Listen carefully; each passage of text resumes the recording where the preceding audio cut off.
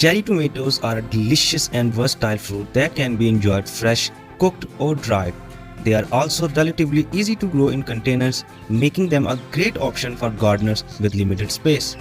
In this guide, we will show you how to grow lots of red cherry tomatoes in containers. We will cover everything from choosing the right container and soil to planting, watering and fertilizing your plants. By following these simple steps, you can enjoy a bountiful harvest of delicious red cherry tomatoes all summer long. Before we start, please make sure to subscribe to this channel and turn on the bell notification. Number 1. Choose the right container. Select a container that is at least 12 inches deep and has a minimum diameter of 18 inches. This will provide enough space for the tomato plant's roots to grow and ensure proper drainage. The container that you are watching in this video are old fruit baskets. Number 2. Use high quality potting mix. Use a well-draining potting mix specifically formulated for container gardening.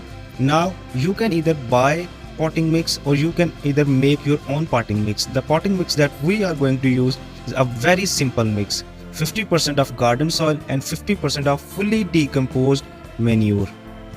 Number 3. Provide ample sunlight. Place your container in an area that receives at least 6 to 8 hours of direct sunlight every day. Cherry tomatoes thrive in sunny conditions and adequate sunlight will promote healthy growth and fruit production. If necessary, move the container throughout the day to ensure it receives enough sunlight. Number 4. Prune and support the plant.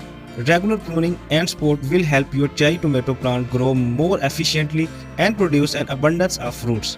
Remove the suckers, side shoots that emerge from the leaf axil, focusing on maintaining one or two main stems. Also remove the lower leaves of tomato plants because these leaves do not produce any fruits.